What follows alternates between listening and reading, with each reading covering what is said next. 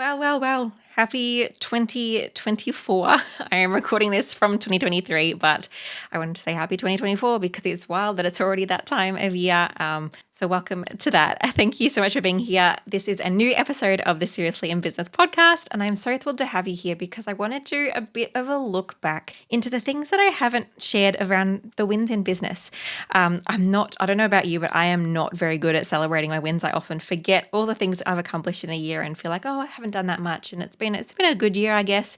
But things have happened, and I wanted to share them with you from the perspective of one, forcing myself to celebrate those, encouraging you to celebrate your wins, no matter how big or small they are, and to give you a bit of an insight into behind the scenes of how my business has grown, how the success has kind of happened, and what that's actually looked like, and what those things are. So I'm going to share with you my five top celebrations from the year. Some of them are like monetary, like classic business wins. Others are more from things that are really important to me in my life. And so can't wait to share those with you. So let's dive in.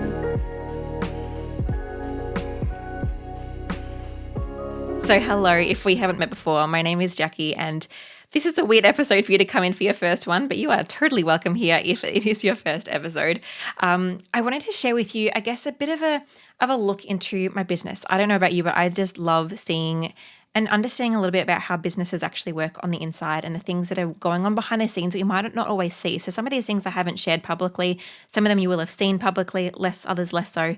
And I just want to give you a bit of an insight into those things. So I've got a bit of a list here, and I want to share them with you to just give a bit of an overview of the year and celebrate what has been. And I hope that it inspires you. I hope that it gives you a few ideas of what you might be able to implement in your own business, reminds you to celebrate your wins. And yeah, it's pretty cool. So before I start this, I just need a preface because sometimes we get into this idea of comparing ourselves with other business owners. I've been in business for 10 years, like literally in a month's time, I'll be celebrating my 10-year business anniversary. So this has been a long time coming. The things that I'm going to share with you didn't happen overnight, are things that have been, while they were accomplished last year and while I achieved them last year, they weren't just instant things that I just decided to suddenly do. It's things that have been worked on for years and years and years, and they've culminated last year. So let's have a look at some of those things. So the first one I want to share with you is, if you're watching this on YouTube, it's going to make a lot of sense for you, is the YouTube channel. I don't remember how I started. I did not go into 2023 thinking, I'm going to start a YouTube channel. It kind of just, I was like, actually, no, I think I should this might be a good avenue for me to be able to share things more visually, because obviously I'm a visual person and Canva tutorials are great on YouTube. So let's just give it a bit of a go. And so I started that in February, the very, very start of Feb. At the end of 2023, when I'm recording this, I've got 13,000 subscribers. That is wild. I'm earning money from it. I've got a video editor that I pay. Like, I record videos every single week, sometimes 2 a week for this channel.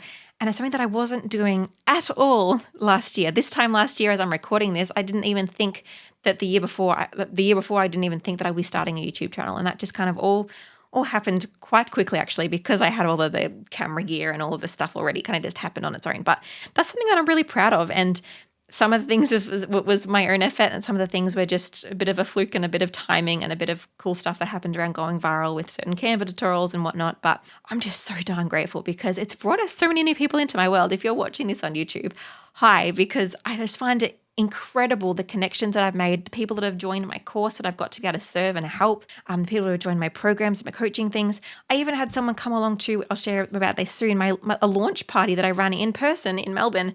They came along and they were like, oh, I found you on YouTube. I'm like, this is wild. So that's something that I'm really celebrating, is the fact that we started and grew YouTube. And from a business perspective, for those of you wondering about that, yeah, like, as I said, that's been a really worthwhile business decision for me.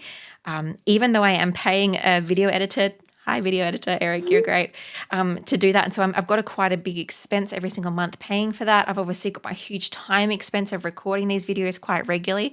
But it's really paid off because I'll share with this in a moment soon, but business-wise, it's paid off because I've had people joining my paid programs through it that only found me because of this. Business-wise, this has been great to be able to help more people online. They've been able to just not be so overwhelmed with Canva and brand and design, which is obviously just a giant win anyway. And it's just meant that I've got more eyeballs on my work. I've got a larger audience. I've got a bigger top of funnel where I can grab people and encourage people to join my world and then be able to serve them and sell to them in different kind of ways. And so as a business decision, it's been a really great investment because as a mum of a toddler and of growing another human presently, it's been I have to really, really consider what I spend my time doing.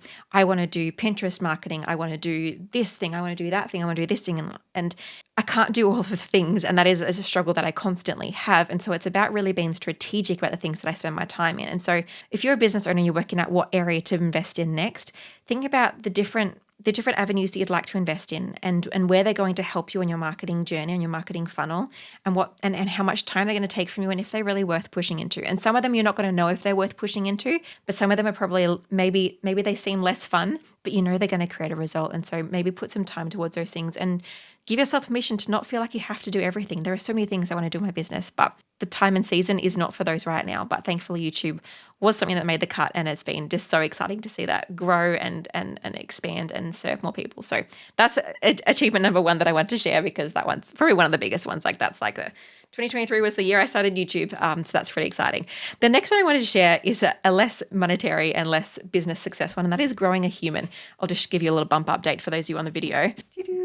I'm currently, at the time of recording this, by the time it's released, it'll be a couple of weeks later, like 26 weeks pregnant. So it's just so exciting to be growing this human. But the reason I popped it in this list is twofold.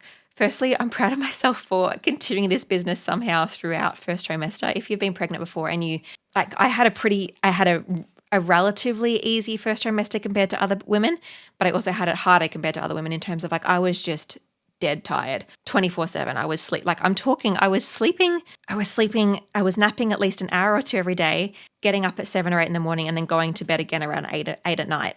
I was sleeping 12 hours every day because I was just so exhausted. And so running a business, for me as a mum, I'm running my business in my spare time. I'm running the business when my daughter is napping, which she's dropped her naps now, so that's no longer happening. And I'm running my business in the evenings. And so I literally lost most of my time because when my daughter was napping, I was napping. And in the evenings when we work, I would also be sleeping again because I was so tired. And so it was a really hard few weeks and few months to run the business because I was just so out of it and exhausted. So I'm really proud the business kept on going and that things kind of ticked along. I'm so grateful for my team during that time. My VA was amazing. And I even stopped doing YouTube videos and podcasts because I just could not deal. So I'm proud that I've gotten through that stage and that now everything's kind of a little bit more back to normal. I've got my energy back and that we're able to just create a business that can run around my needs as a mum growing a whole new human being. So I'm proud that I've got a business that can do that, especially we've been trying for a little while for this baby. So I'm just wildly excited in general that they're coming into the world soon. So they'll be due at the end of March or April-ish. So cool. Anyway, that's future Jacqui's thing. That's 2024 wins. But 2023 is growing a human and creating and sustaining a business throughout that difficult first trimester season. Third thing I want to share with you is related to that. So I wanted to kind of roll them into each other. And that is just being able to spend time with family. This is really important to mention because it's one of the main reasons I started my business. I started my business to make money, as most people do when they start their business, but I also started it to gain flexibility in my lifestyle. I'm just going to make sure that I'm focused on me. I'm pretty sure that I am. But last time, if you've been watching these videos, one time it was focused on my disco ball, which is wildly annoying. Anyway, I am focused, so it's all good. What I was going to say is that I started my business so that I could have a lifestyle that I really enjoyed. I didn't have to answer to anyone. I didn't have to ask someone if I could take holiday leave. I didn't have to ask someone if I could catch up with a friend for coffee during the middle of the day because they needed someone to talk to. I have a lifestyle. I have a business that can support that lifestyle that I wanted. And so that was one of the reasons I started my business. And so I always want to make sure that when I'm looking back at my wins, this is an encouragement for you too, if you started your business for more reasons than just to earn money, of why did you start your business and is it living up to that? And in some seasons it won't, because maybe at the start it's really quite, you might be in hustle mode trying to just make things work and just work all the time to do that. And some seasons it might be a bit slower. And so but just always bringing yourself back to and asking yourself the question, why did I start my business and is my business currently serving me in that? And so for me this year, it's always up and down. And sometimes I get distracted and I lose sight of why I started this business. I work instead of hanging out with my daughter, or I don't hang out with a certain friend or a family member because I'm I've got some stuff to do today. And while it's good that I can make those calls, it's also really good that I can actually just stop those things and and live my life, and my business won't die because of that. My business still ticks along and things can kind of slow down because of that. So one of the wins I wanted to celebrate this year is just being able to spend time with my family. I went away. I looked through my photos to see if I could make a list of what actually happened. So we got to go camping with family at the start of the year. We got to camp overnight in the high country. We got to visit family in Brisbane twice. We got to do multiple work trips with my husband. So my husband works all over Australia, and if me and my daughter don't go with him, we won't see him for a week or two at a time. Not quite two, a week and a bit at a time. And we don't love doing that. We love seeing him more regularly than that. And so sometimes when he goes away, we go with him, because my work, I can just pick it up and I can spend time either working while we're away or just bringing it with me enough that I can just create stuff on the go. And so being out, like we went to Western Australia, we went to New South Wales, we went to South Australia, like we went all over Australia except for the top bit, so the very, very top bit, just because I was able to have a work that was flexible with that. And so I wanted to make sure I celebrated that as a win too, because being able to do that and being able to spend time with hubby and being able to explore with him and being able to explore as a family and spend time together was one of the reasons I wanted to start this business. And one of the reasons I know when I first started dating my husband, and I knew that he wasn't going to probably be just a work from home all the time kind of guy, that our lifestyles could intertwine like that and we could go on adventures together. So that's been really fun to look at. All right, the next one is more of a classic business win again. And it is something that, again, I did not see coming. So for those of you that do like 5-year business plans, kudos to you, because I am not that gal. Like YouTube and what I'm about to share next were not things that I had planned at all. They were things that I kind of just happened and I followed the breadcrumbs. And so this next one is opening my design studio. I have a virtual design studio with a couple of freelance designers that work for me. And I did not plan on creating this. In fact, from the get-go of starting my business, I was like, no, I never want to have any people working for me. I never want to have any other designers. I couldn't fathom how that would even work, and I didn't want to have that responsibility. But here we are with quite a successful, this week getting very, very booked out design studio, that it's been like, what? So just as a behind the scenes of how this actually started, I had a friend come over one day. I don't think I've shared this before. I had a friend come over one day and she was starting her own design business, and she was like, oh, I've got a bit of work, but not a heap of work. And I was like, I can probably hustle up some design work for you. For those of you who've been in my world for a while, you know that my journey as a graphic designer has been Bachelor of Graphic Design, started my own business doing graphic design, and then about 4 years ago, I kind of switched my business model to be more educating business owners on how to make their own graphics using things like Canva. And so during that time, especially when I had my first daughter, who's now 3, I stopped doing most design work for clients. I only kept like 1 or 2 retainers and a couple of design clients if they came back to me because they've worked with me for years. And other than that, I wasn't taking on anyone new, barely working with anyone presently. And most of my time was spent towards marketing and creating my courses and doing the podcast and all those different things, because I was a mum and I didn't have much time to do those other design work for people. So I stopped all of that. And so when she came to me and said, oh, I'd love a little bit more design work, I was like, I could probably hustle some up for you. I've got plenty of great clients that I've had in the past. I could maybe send an email out or whatnot. And then I didn't actually even have to do that. I ended up getting enough work just from word of mouth and just from I think God kind of just provided in that way. I just got an email like a few days after we had that conversation to say, oh, Jacqui, can you do this for me? And I'm like, I don't have the time to do that, but I've just got a graphic designer on my team that can help you. And so we started building her up, and then she got too much work and I was like, well, what do I do now? I've kind of started this momentum going of I do design again. How am I going to fix this?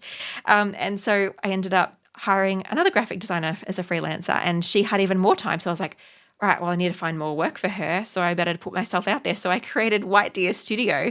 It's just a virtual studio where we do designs for incredible business owners. And I wanted to bring in a lot of my ethos around graphic design, around like empowering the business owner, being able to give them actual templates that actually do stuff outside of having to hire us every day, and like bring in the stuff that I really believe in about having fun in business and about empowerment and about confidence and about strategic design, and bring all of that in, but through a studio done for you side of things. And yeah, it's been so cool to watch that grow and the support people have given, like past clients and the way they've been sharing with people that they know and coming back to me for work and supporting the team and getting around them. Because like when you first start something like this, you're like, does anyone want to work with me? Does anyone then, if they want to work with me, like, do they want to work with just me and they'll be mad that I'm using my team to do these things, even though I honestly think my team is better than me at a lot of things. And so there's all these different things that go on in your head as a business owner. And so it was just really cool to see that come together and be like, this is really succeeding. This is really, I'm now supporting 2 other people in their lives as graphic designers to have some great work and some great clients. And I get to work with them. We get to collaborate. I get to be the creative director, and I get to manage all these things and market and do all the things that I love, and still hire and work with these amazing business owners and these graphic designers. And it was just really cool, but it was never something that I saw coming. And as we end the year, like as I said, we're getting booked out. Like a few months into next year, we're kind of getting booked out already, and we only really officially opened our doors in July. And so I'm just feeling really grateful. August.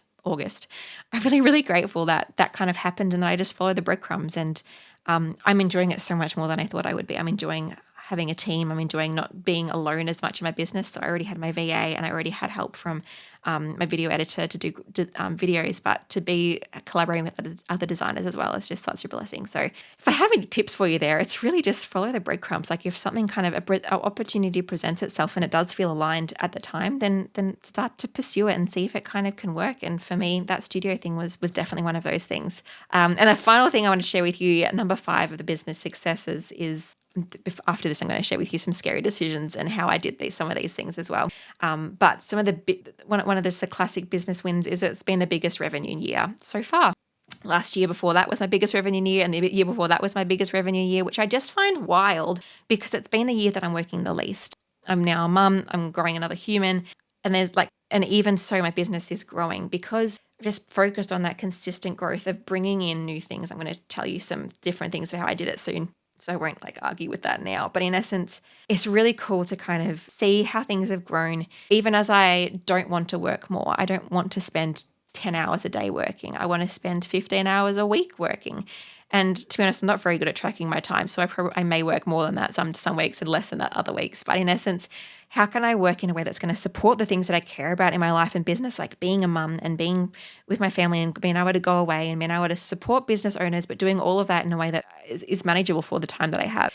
So that's been pretty cool too, to just see it's been the biggest revenue year yet. But for those of you watching, I want to just preface that it hasn't necessarily been the biggest profit year.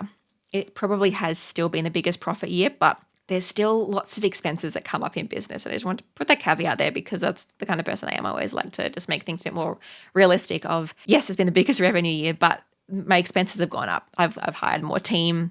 I'm paying so much more in subscriptions and different services because my subscribers have gone up. So my email provider needs to go up, and my this has gone up. So this needs to go up, and I need to purchase a second Calendly account and a second Zoom account for my team. And things just add up. And so just mentioning that too, it's not just, oh, Jacqui's now really, really rich. It's no, Jacqui's now just investing more into other people and into the business, which I'm not mad about at all. And it's really fun to be able to say hey, I'm helping other people in their businesses. I'm helping other people in their careers and their lives.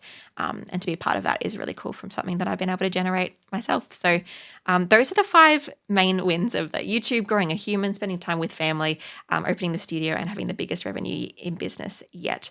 Yeah, but now I want to talk about some of the scary decisions that I've made and how I kind of did a few of those different things and what it kind of looks like even more practically. So another win that I haven't spoken about is, this is just a cool win, is I've had over 70 new students join my DIY Design My Biz program. So that's the program that I teach that teaches business owners how to create their own graphics.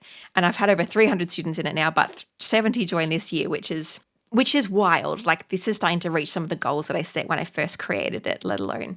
And that's without doing that many launches. This is mostly evergreen selling, which means that it's kind of the card is open all the time. So people can join anytime, so there's less motivation to join. But I've implemented different funnels to kind of make that work. And one of the scary decisions that I made, I think it was around March, April, was to invest in Facebook ads. So 3 years ago, I invested in Facebook ads and it didn't go amazingly. I felt like I spent a lot of money on that and coaching, and it didn't go really, really well. And it kind of scarred me. It kind of was like, oh, I had these big dreams, but it didn't really work out how I wanted to. And so investing in Facebook ads again was daunting. I was like, do I really want to do this? It was a decision I tossed up so much. I asked my coach back and forward so much, a different coach to the first coach. And it took a while to decide. But I am glad that I've done it because it's helped to bring in a lot of more students into my program. And I've really refined my funnel since then. So funnels that's the way that we kind of get people and encourage them to work through our business and So bring them, you'll bring someone in who potentially that doesn't know you through a freebie or like some free content on social media or an ad or a free video on YouTube, and you kind of just warm them up to you. You kind of say, hey, this is who I am, this is what I do, this is how I can help you. And you kind of bring them in through what's called a funnel to help them to kind of understand what you do and to help them decide if they want to purchase from you in the future. And so I'd really refined my funnel over the years. I created a new like lead magnet. I created a new video series, and it was going really well. And so to invest then in Facebook ads to kind of help that stuff really keep going and really be refined was really exciting, but really, really scary. And it's still really scary because it's so much money to spend on ads and you don't know if it's going to bring you return. My funnel I'm still refining it and growing it and changing it. And so there's still things I want to improve on, particularly before I have this next baby. But it's been an interesting journey to invest in that. And I don't think my business would have been as successful if I didn't invest in those Facebook ads, because I feel like that really helped my top of funnel growth. And so that's one of the biggest tips. One of the biggest things I invested in this year was my top of funnel. So I found over the last year or two, when I advertised on my social media to people, like it'd be hard to sell my course or my programs because I'd already talked to everyone. I already served everyone that wanted to get served. So there wasn't many new people in my world. And so investing in top of funnel activities like Facebook ads and like YouTube, which has also been just as incredible for my top of funnel engagement, doing those things helps more people new enter my world so that I have more people that I can sell to. And that's the crux of it. It feels weird talking about businessy stuff sometimes, but in essence, if you don't have people to sell to, you're not going to be able to sell your product or your service. And so for me, investing my time in YouTube and money in YouTube, and then investing my money into Facebook ads and support in that as well, really, really has helped things to kind of grow and to bring more people into my world. So when I do sell things like my course or like my coaching, then it's much more easier to get that traction. So scary decision, but it's definitely paid off. Another scary decision was doing a launch party for my studio. I have never, ever, ever, ever, ever won an in-person event. And while I do not mind in-person events, like I'm definitely more of an introvert than an extrovert, but I don't mind going. I'm probably like what's in the middle, maybe slightly more introverted. But it means that I don't mind going to in-person events, but I also don't. I wasn't looking forward to this event because it's so much pressure to get it right, that people have a good party, that you pick the right venue. And I was running it in a town, like I don't live in Melbourne, which is where I host. I live 2 hours away. And so I hadn't never been to the venue before when we hosted this event. I'd never spent that much money on an event before, and things blew out more than I thought that they would in the end. And so thankfully I had my virtual assistant. She helped me a lot with the event planning, which was just a godsend. Plus it was also right in the middle of first trimester. So no one knew that I was pregnant at this point, but I was exhausted. Thankfully, one of my designers drove me there and back because I wouldn't have been able to drive that late at night. It was only 8:00 at night when we left, but I just couldn't deal. And so running that event was really scary, and like meeting new people that I'd never met before and hosting this event and pretending I knew what the heck I was doing in my life, that was really scary. But it was worthwhile to do. Although I don't know that I'm going to run an in-person event again anytime soon because it's a lot of effort. So all of you that run in-person events, kudos to you because it's a tricky one. And the other scary thing I did was hiring my video editor. So when I first started my YouTube, I was like, I don't have time to edit videos. I'm going to hire a video editor. Did that, realized it probably wasn't sustainable cost-wise for me yet. And so I ended up doing it all myself, which I did have the capabilities to do. I love editing videos. I just knew that it was a lot of time that I wasn't really sure that I had. Thankfully, though, we went viral relatively soon into my Instagram career, which meant that YouTube started to monetize me, and monetizing me meant that I then had a little bit of income I could start to justify spending on a video editor, which was so much more better, so much better than trying to do it myself every single week. I think if I didn't hire him, I would not be still doing my YouTube channel because it just would get too unsustainable for me. I probably would have hit first trimester and never come back. So thanks, Eric, for keeping the channel going. So hiring a video editor was scary because my YouTube isn't earning enough to pay him technically. And so there is still some investment that's happening, let alone all my time that I'm investing into something that may or may not bring return to my business. Thankfully, it has. Thank you for all of those people that have joined my course from watching these videos. You helped make this happen because it helps to bring in income. But at the same time, I'm just so grateful that I did that. But it was a scary thing to do, to invest in this extra expense every single month and hope that it pays off. So that's another scary thing. So if you're thinking of doing scary things in business, then do them, but they can be scary. So some of the ways that I kind of did some of these growth things, I have mentioned a few of them already, but I'm just going to read over my list to make sure that I've got everything there. The first thing I made sure that I did was I have incredible offers. I have offers that I know that my audience needs. I have a course that I know that will help them. I'm the go-to person for DIYing your graphics in Canva and learning how to do that strategically in business. And I went really hard on making sure that people knew that, and it was really clear on what I did. And so having incredible offers that really meet people where they're at, and introducing new ones when I see the need as well. So I introduced a few different offers throughout the year. Some of them I've continued, some of them I haven't continued. I've just launched for a particular season of time. But all of them have been things that I've seen my audience need, and then I've created something like, for example, I have a program called the Co-Creation Club. That program went amazingly this year. I had 25 new students go through that, which blows my mind. And we went through that together, but I can't run that program anymore because I'm pregnant and I'm going to be having a baby, and it's a long program. I didn't have time for the launch runway to run that program and to have enough time to prepare for baby after that. So I couldn't run it again, but I had someone say, "Oh, Jacqui, are you going to run that again?" I was really looking forward to joining. So I created a different program that was shorter, similar kind of pricing, so that it was still worth my time, still worth their investment, but gave them a similar outcome, but a different kind of capacity. And so like creating things that I see that my audience needs, but within the niche. Like I feel like so many people create a new offer, but it's going towards a different niche. It's targeting someone else that's not already in their world. So they've got to draw in new people or change their messaging totally. Whereas I've tried to always bring in offers that meet my audience where they're currently at, so that they can. It's just like really obvious to work with me in this different capacity, because it's exactly what they needed already. And so between my different coaching model things that I brought in, as well as even the design studio, introducing the design studio was a little bit of a change of messaging, because it wasn't just DIY your own graphics with Jacqui. It was let me help you let me help you design your graphics for you.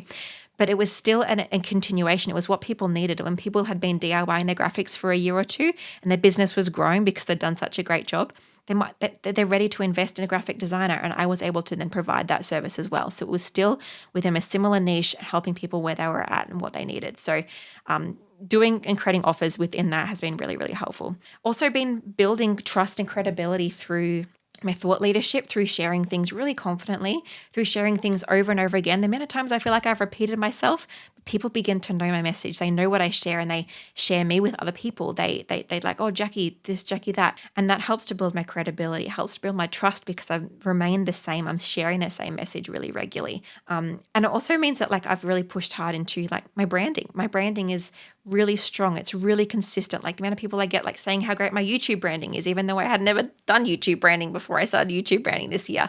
But I carried across the principles I learned throughout my business and throughout my Instagram and my website and all those things. And so being able to have that strong brand, that just makes it so eye-catching, so appealing to people, and so consistent in the journey, that if they go to my Instagram, they go to my YouTube, and they go to my website, it's just all this one beautiful, cohesive journey that makes sense, that speaks to how great I am and speaks to their needs, and excites them and motivates them, because that's what I want people to feel, and that's what I know my graphics do. That's what I know my graphics are communicating.